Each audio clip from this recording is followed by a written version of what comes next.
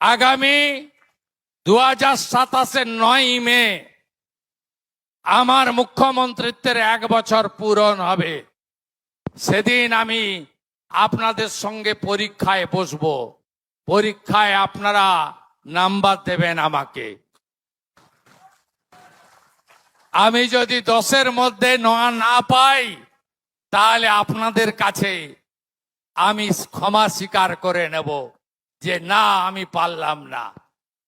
আপনারাই বলবেন যে না, ভুল লোককে ঠিক করিনি, সঠিক লোককে সঠিক দলকে দিয়েছি। বিশ্বাস ভরসা রাখুন, সময় দিন, কেন্দ্র রাজ্য একসঙ্গে মিলে আপনাদের কল্যাণের কাজ করব। ক্যালেন্ডারে ডেটটা হবে 9 মে 2027, অর্থাৎ আগামী বছর মে মাসের 9 তারিখ। সেদিন জনগণের সামনে পরীক্ষায় বসবেন শুভেন্দু অধিকারী। জনগণ সেই পরীক্ষার বিচারক থাকবে এবং জনগণ বিচার করবে। যদি মার্কশিটে 10-এর মধ্যে একজন মুখ্যমন্ত্রী হিসাবে তিনি কমসে কম 9 না পান, তাহলে রাজ্যের বর্তমান মুখ্যমন্ত্রী শুভেন্দু অধিকারী প্রকাশ্যে ক্ষমা চাইবেন। কিন্তু তিনি সঙ্গে এটাও জানিয়ে দিলেন যে তিনি এতটাই আত্মবিশ্বাসী যে তাকে ক্ষমা চাইতে হবে না, বরং জনতা জনার্দন অর্থাৎ জনগণ, মানুষ 9 মে 2027 আগামী বছর মে মাসের 9 তারিখে বাংলার মানুষই বলবেন না, আমাদের সিদ্ধান্তে কোনো ভুল ছিল না, আমরা সঠিক সিদ্ধান্ত নিয়েছি, আমরা এমন একটি দলকে নির্বাচিত করেছি রাজ্যের শাসন ক্ষমতায় যারা সত্যি মানুষের জন্য কাজ করে, আর সেই দল এমন একজনকে মুখ্যমন্ত্রী নির্বাচিত করেছে যে তিনি সত্যি জনগণের মুখ্যমন্ত্রী হিসাবে নিজেকে প্রতিষ্ঠা করেছেন। এটাই ছিল রাজ্যের বর্তমান মুখ্যমন্ত্রী মাননীয় শুভেন্দু অধিকারীর মূল বক্তব্য। তিনি কনফিডেন্স, যেভাবে তিনি সরকার চালাচ্ছেন বা তার সরকার যেভাবে এগিয়ে চলছে, তাতে আগামী 1 বছরের মধ্যে, 1 বছরও নয়, আজ চ্যালেঞ্জটা ছুড়ে দেওয়া থেকে মাত্র 9 মাস বাকি 2027 সালের 9 মে। কিন্তু তিনি এতটাই কনফিডেন্স যে যেভাবে সরকার চলছে তাতে তিনি লেটার মার্কস নিয়ে পাস করবেন, জনগণ তাকে লেটার মার্কস দিয়ে পাস করাবে এবং তিনি 10-এ কমসে কম 9 পাবেন। এবার দর্শক বন্ধুরা, তারিখটা খেয়াল করুন।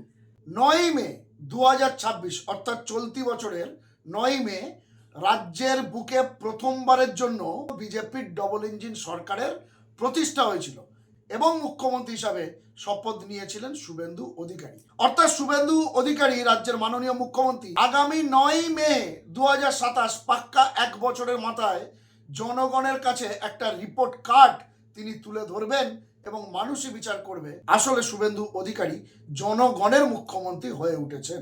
এবং এই ঘোষণা যখন তিনি করছেন তখন তার সরকার 100 দিনে পা দিয়েছে, অর্থাৎ সরকার গঠনের পর প্রথম মাইলস্টোন। দেখুন, রাজ্যে রাজনৈতিক পালাবদলের পর নতুন একটি সরকার এসছে, তার একটা হানিমুন পিরিয়ড চলে। 3 মাস, 100 দিন বা 6 মাস অবশ্যই নতুন একটি সরকারের জন্য যথেষ্ট সময় নয়। পুরনো ফাইলপত্র খুলতে খুলতেই 6টি মাস ড্যাং ড্যাং করে কেটে যায়। সেখানে মাত্র 3.5 মাসও হয়নি রাজ্যের বিজেপি সরকার, শুভেন্দু অধিকারী সরকার। তিনি কনফিডেন্সের সঙ্গে ঘোষণা করলেন যে আগামী 9 মে 2027 তিনি পরীক্ষা দেবেন এবং যদি সেই পরীক্ষায় ফেল করেন তাহলে তিনি প্রকাশ্যে ক্ষমা চাইবেন। তবে ক্ষমা চাওয়ার মতো এমন কাজ হয়তো তাকে করতে হবে না, এতটাই কনফিডেন্স রাজ্যের বর্তমান মুখ্যমন্ত্রী। 10-এ 9 নয়, হয়তো 10-এ 10 ফুল মার্কসও পেয়ে যেতে পারেন। এত পর্যন্ত সব ঠিক ছিল। এবার কিছু কথা বলার আছে। দেখুন, গণতান্ত্রিক পরিসরে যে কোনো রাজ্যের রাজনৈতিক সচেতন নাগরিক সবসময় চায় একটি স্টেবল বা স্থিতিশীল গভর্নমেন্ট। আর যদি পশ্চিমবঙ্গের কথা বলেন তাহলে এ রাজ্যের মানুষ বারে বারে সেটা করে এসছে। স্বাধীনতার পর থেকে কংগ্রেসের সরকার, তারপর 34 বছর বামেদের সরকার, 15 বছর মমতা বন্দ্যোপাধ্যায়ের সরকার, আর তারপর রাজ্যে শুভেন্দু অধিকারী সরকার। এই সরকার আরো 50 বছর চলবে বলে দাবি করছে বিজেপি নেতৃত্ব বা শুভেন্দু অধিকারী নিজেও। ভালো কাজ করলে 50 বা 100 বছর কেন, 500 বছরও মানুষ একটি সরকারকে রেখে দিতে কুণ্ঠা বোধ করবে না। শুভেন্দু অধিকারী যে ভালো কাজ করছেন না সেটা অন্তত তার অতি সমালোচকরাও বলছেন না, প্রকাশ্যে না বললেও অন্তত আড়ালে আবডালে স্বীকার করছেন যে শুভেন্দু অধিকারী একজন ডেসপারেট মন্ত্রী হিসাবে তার যথেষ্ট অভিজ্ঞতা আছে, কারণ আগের সরকারের আমলেও তিনি বিভিন্ন দপ্তর খুব যোগ্যতা ও দক্ষতার সঙ্গে সামলেছেন। সংসদীয় গণতন্ত্রে তার যথেষ্ট অভিজ্ঞতা আছে। বিরোধী দলনেতা হিসাবে তিনি গত 5 বছর ধরে নজর কেড়েছেন। আর মুখ্যমন্ত্রী হওয়ার পরে এই 3.5 মাসে তিনি কিন্তু অনেক ইতিবাচক পদক্ষেপও নিয়েছেন। সবে মাত্র এসছেন, একটু ধাতস্থ হতে হবে, আরও অনেক দায়িত্ব তিনি পালন করবেন, বাংলাকে একটু নতুন ভাবে সাজাবেন। তিনি নিজেও একটু সময় চেয়ে নিচ্ছেন এবং তিনি প্রথম থেকে বারবার বলছেন ভোটের সময় রাজনীতি হবে, রাজনৈতিক কুটকচালি হবে, কিন্তু সারা বছর দলমত নির্বিশেষে সকলকে একসাথে কাঁধে কাঁধ মিলিয়ে হাতে হাত মিলিয়ে কাজ করতে হবে। ভালো কথা। এবং কিছু ক্ষেত্রে তিনি সেটা করছেন।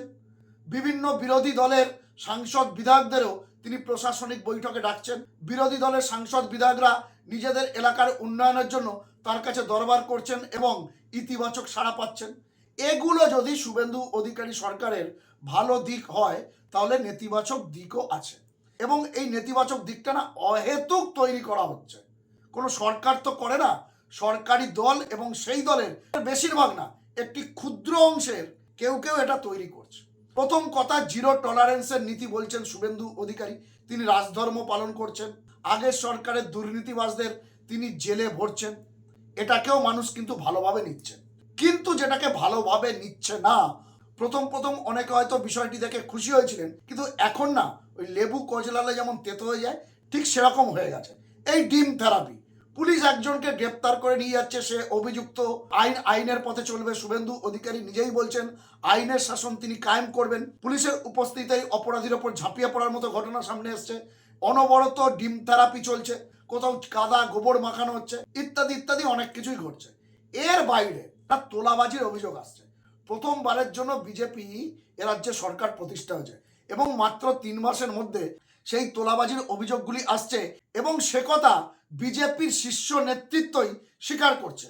প্রথম বিজেপি নেতৃত্ব, বিজেপির রাজ্য সভাপতি শ্রমিক ভট্টাচার্য, তারা কি বোঝানোর চেষ্টা করলেন যে হ্যাঁ তোলাবাজি হচ্ছে, 4 তারিখ দুপুর 12টার পর যারা জার্সি বদলে গেরুয়া আবির মেখে বিজেপি হয়েছে তারাই এই তোলাবাজিটা বেশি পরিমাণে করছে। কিন্তু সম্প্রতি আমরা দেখলাম বিজেপি রাজ্য সভাপতি শ্রমিক ভট্টাচার্য এবার বলছেন দলের নজর সবার উপরে আছে, 20-25 জন বিধায়ক দল থেকে বেরিয়ে গেলে কিছু আসে যায় না, মানে তোলাবাজির ইস্যুতেই এমন কথা তিনি বলছেন, দলের বিধায়কদের সতর্ক করছেন। আচ্ছা শ্রমিকবাবু, আপনি বলুন, আগে আপনি বলেছিলেন 4 তারিখ দুপুর 12টার পর যারা বিজেপি হয়েছে তারাই তোলাবাজির সঙ্গে যুক্ত, এখন আপনি নিজের বিধায়কদের দিকে আঙুল তুলছেন এবং 1 জন 2 জন 5 জন নয়, 20 থেকে 25 জন, নিশ্চয়ই সেই 20-25 জনের তালিকা আপনার হাতে এসছে বা তাদের সম্পর্কে আপনি কোনো রিপোর্ট পেয়েছেন। আচ্ছা, এই বিধায়করা তো 4 তারিখ দুপুর 12টার পর বিজেপি হয়নি, তাহলে তাদের বিরুদ্ধেও কেন অভিযোগ উঠছে? এখন বক্তব্য হলো সবে একটি সরকার এসছে, মুখ্যমন্ত্রী বারে মানুষের কাছে সময় চাইছেন। সত্যিই তো 3 মাস, 3.5 মাস, 100 দিন সময়টা যথেষ্ট না। আমি বলছি 6 মাস সময়টাও যথেষ্ট না, ন্যূনতম 1 বছর সময় লাগবে, কারণ সরকারটি প্রথমবারের জন্য এসছে। আগে থেকে যদি তারা সরকার চালাতো, আবার ক্ষমতায় এসছে, তাহলে সময় নাও লাগতে পারতো, কিন্তু প্রথমবার সরকারে এসছে, ওই বললাম ফাইল ঘাটাঘাটি করতে করতেই 6 মাস 1 বছর কেটে যাবে। কিন্তু তার মাঝে যে অনভিপ্রেত ঘটনাগুলি ঘটছে, যেগুলি না ঘটলেই হতো, শুধু যে বিপক্ষকে ডিম ছোড়া বা তাদেরকে জেলে পোড়া নয়, এই 3 মাসে বিজেপির গোষ্ঠীদ্বন্দ্বটাও প্রকট হয়ে দেখা দিয়েছে কিছু কিছু জায়গায়, সেই ছবিও বাইরে আসছে। শাসন ক্ষমতায় এসছে এত কষ্ট করে, এত বলিদান দিয়ে তারা শাসনে এসছে, এখন তো শাসনটাকে এনজয় করার কথা বিজেপির, কেন এত গোষ্ঠীদ্বন্দ্ব হবে? আর হলেও বা সেটা কেন প্রকাশ্যে আসবে? এর বাইরে আরো 2-1টি বিষয় তুলতে হবে। দেখুন, ফুটপাত জনগণের হাঁটার জন্য, এ বিষয়ে কোনো প্রশ্ন নেই, কিন্তু এই বুলডোজার বা হকার উচ্ছেদ এগুলো ধীরে ধীরে স্টেপ বাই করলে আমলেই হয়তো ভালো হতো। এবং অনেক ক্ষেত্রে দেখা যাচ্ছে যাদের ওপর বুলডোজার চালানো হচ্ছে বা যেসব হকারদের উচ্ছেদ করা হচ্ছে, তারা অনেকেই বিজেপির সঙ্গে প্রত্যক্ষ বা পরোক্ষভাবে জড়িত। বিজেপি ক্ষমতায় আসার পিছনে এদেরও হয়তো ছোট ছোট অবদান আছে। ফলে এই বিষয়গুলো যদি একটু রয়ে বসে করা যেত, সেক্ষেত্রে মনে হয় সাপও মরতো, লাঠিও ভাঙতো না। এছাড়া আরও অনেক অভিযোগ কিন্তু আসছে এবং সেটা বিজেপির অন্দর থেকেই আসছে, যার জন্যই তো শ্রমিক ভট্টাচার্যের মতো শীর্ষ নেতৃত্বকেও বলতে হচ্ছে যে ডিমের অভিমুখ ঘুরে যেতে পারে। সুতরাং কিছু একটা ঘটছে, সবাই যে করছে তা নয়, একটি অংশ করছে, তাদের বিরুদ্ধে হয়তো ব্যবস্থাও নিচ্ছেন। কিন্তু বিজেপি বা শাসক দলের কিছু লোকজন যেন সবকিছুতে বড্ড তাড়াহুড়ো করে ফেলছেন। এই বিষয়টিতে মনে হয় একটু নজর রাখলে এই সরকারটি অনেকদিন স্টে করবে, কারণ মানুষ একটি স্টেবল সরকারই চায়। এবং আমি বারবার বলছি, এই 3.5 মাসে রাজ্যের মুখ্যমন্ত্রী বা বিজেপি সরকার হিসেবে অনেক ভালো কাজ করেছে। শুভেন্দু অধিকারী রবিবার পর্যন্ত তিনি নবান্নে যাচ্ছেন বা এদিক ওদিক সভা করছেন, প্রশাসনিক বৈঠক করছেন, দৌড়ঝাঁপ করে বেড়াচ্ছেন।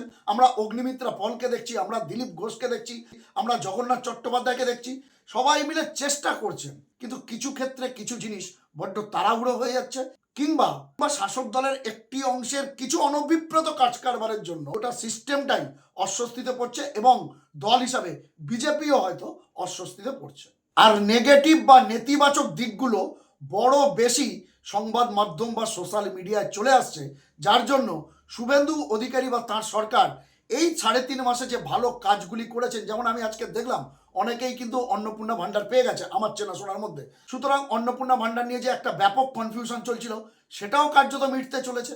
তাহলে কেন সেই বিষয়গুলি বেশি বেশি করে বাইরে না এসে অনভিপ্রেত কিছু ঘটনা সেই ভালো কাজগুলিকে ঢাকা দিয়ে দিচ্ছে? আর একটা বিষয় কি জানেন তো, মানুষ ভালো কাজগুলি খুব বেশি দিন মনে রাখে না। আপনার 10টি ভালো কাজের মধ্যে যদি কোথাও একটা খুঁত বা একটা খারাপ কাজ হয়ে যায়, দেখবেন সেই খারাপ কাজটাই চিরকাল হাইলাইটেড হয়। বাম জমানার শেষ 10 বছর অর্থাৎ মুখ্যমন্ত্রী বুদ্ধদেব ভট্টাচার্য কি কিছুই ভালো কাজ করেননি? অনেক ভালো কাজ তিনি করেছিলেন, কিন্তু তাঁর দলেরই এক শ্রেণীর ধান্দাবাজ ক্যাডাররা এত উৎপাত বা এত সন্ত্রাস তৈরি করেছিল যে বুদ্ধ বাবুর ভালো কাজগুলিকে সেই খারাপটি ঢাকা দিয়ে দিয়েছিল। মমতা বন্দ্যোপাধ্যায় 15 বছরে কি কিচ্ছু ভালো কাজ করেনি? অনেক ভালো কাজ করেছে। অন্তত প্রথম 10 বছরে মমতা বন্দ্যোপাধ্যায় দুর্দান্ত কাজ করেছে, কিন্তু শেষ 5 বছরে তাঁরই দলের একটি অংশ এত তোলাবাজি, এত দুর্নীতির সঙ্গে যুক্ত হয়ে গেছিলেন যে তার সব ভালো কাজ ঢাকা পড়ে গিয়েছে। এখন যেখানেই যাচ্ছেন চোর চোর শুনতে হচ্ছে, ভালো কাজটি কেউ মনে রাখছে না। ঠিক একইভাবে শুভেন্দু অধিকারীও কিন্তু এই 3.5 মাসে অনেক ভালো কাজ করেছে। 1, 2, 3, 4 করে বলা যায় কি কি ভালো কাজ উনি করেছেন, কিন্তু এক বালতি দুধ একটু চোনা পড়ে যাওয়ার মতো। ধরুন বাঁকুড়ার ইন্দাসে যে ঘটনাটি ঘটলো, ককরোচ জনতা পার্টির একজন সদস্য তারা নতুন কর্মসূচি নিয়েছে, সেই ছেলেটি তার বাড়ির পাশের প্রাইমারি স্কুলে কি সিচুয়েশন সেটা দেখতে গিয়েছিল। বিষয়টি কি খুব বিরাট ব্যাপার ছিল যে ছেলেটিকে আক্রমণ করতে হবে, তার বাবাকে আক্রমণ করতে হবে, যেখানে একটা মানুষের মৃত্যু পর্যন্ত ঘটলো? শুভেন্দু অধিকারী জিরো টলারেন্স নিয়ে অপরাধীদের বিরুদ্ধে ব্যবস্থা নিয়েছেন, তারা গ্রেপ্তার হয়েছে। কিন্তু বিষয়টি যেভাবে হাইলাইট হলো, তাতে কি বিজেপি সরকারের মুখ পুরল না?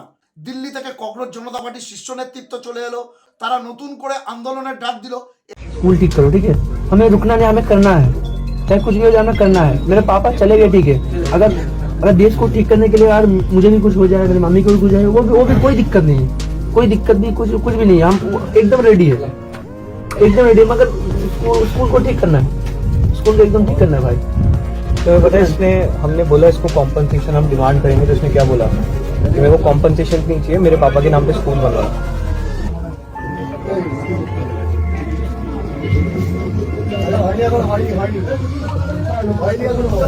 आज मैं जब गया था ना, जंतर मंतर गया था ना, पता है आप पापा आपके बारे में क्या बोल रहे थे? आप तो मतलब बहुत हो गए थे पापा बोल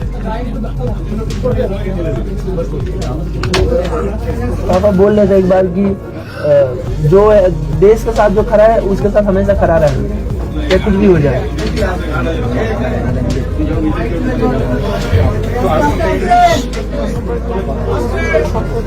अगर आप ऐसे टूट जाएंगे तो मैं कैसा मैं देखूंगा?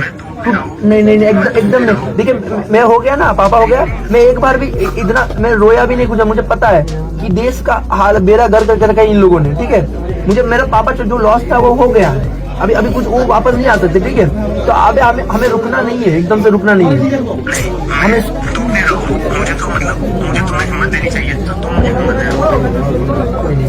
सामान नहीं आता आपको, आप टेंशन मत लीजिए, चाहे जान भी देना पर मेरा हाजिर है, फिर हम स्कूल ठीक करके रहेंगे, आप टेंशन मत लीजिए। देश को ठीक करके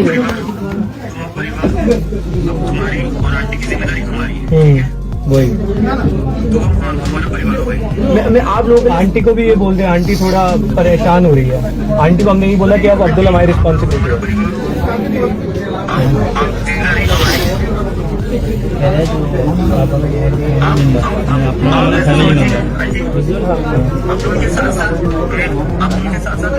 আমি চাইছি তোমরা সবাই থাকো আর ছাড়া কোনো কিছু বিনিময়ে তোমার ছিলাম না मम्मी कह रहा है कि कुछ भी हो जाए, मम्मी कह रहा है कि मेरा बेटा का हाथ मत छोड़ना, साथ में रहना ऐसा करने को बोला जो तुम्हारे বিনিময়ে তোমাদের জন্য আমার ছেলে बहुत बहुत धन्यवाद। नहीं, अब आप हमारे परिवार की पूरी जिम्मेदारी हमारी है। अंकल के साथ जो हुआ उसके लिए वेरी सॉरी भाई, लेकिन এগুলো তো একটি নতুন সরকারকে অস্বস্তিতে ফেলার জন্য যথেষ্ট। এই বিষয়গুলি যত কম হয় বা একেবারে যাতে না হয়, যদি এই গভর্নমেন্টকে দীর্ঘদিন ক্ষমতায় থাকতে হয়, তাহলে এখন থেকেই এই বিষয়গুলিতে নজর রাখার প্রয়োজন। আপনি রাস্তাঘাটে ট্রেনে বাসে আসবেন, দেখবেন বিজেপির সমালোচনা হচ্ছে, শুভেন্দু অধিকারীর ভালো কাজগুলো নিয়ে কিন্তু কেউ আলোচনা করছে না, কিন্তু কোথাও কিছু অনভিপ্রেত ঘটনা ঘটলে সেটা অনেক বেশি আলোচনায় চলে আসছে। আশা করবো এই দিকগুলো মাননীয় মুখ্যমন্ত্রী শুভেন্দু অধিকারী তিনি নিশ্চয়ই নজর রাখবেন। তা না হলে 9 মে 2027 কাজের নিরিখে তার রিপোর্ট কার্ড যতই ভালো হোক, মানুষ কিন্তু সেটা মনে রাখবে না। মানুষ অনভিপ্রেত ঘটনাগুলি নিয়ে, তার নেগেটিভ দিকগুলি নিয়ে কি বেশি হাইলাইট করবে বা সমালোচনা করবে, এটা অন্তত আমার মনে হয়েছে। দর্শক বন্ধুরা, এক্ষেত্রে আপনারা কি ভাবছেন, আপনাদের কি মন্তব্য সেটা কমেন্ট বক্সে লিখে জানান। আপনাদের গুরুত্বপূর্ণ মতামত ও পরামর্শ খবরওয়ালা সম্রাট ইউটিউব চ্যানেলকে আরও সমৃদ্ধ করবে। ভালো থাকবেন, সুস্থ থাকবেন, সতর্ক থাকবেন। খবরওয়ালা সম্রাট ইউটিউব চ্যানেলের সঙ্গে থাকবেন। নমস্কার।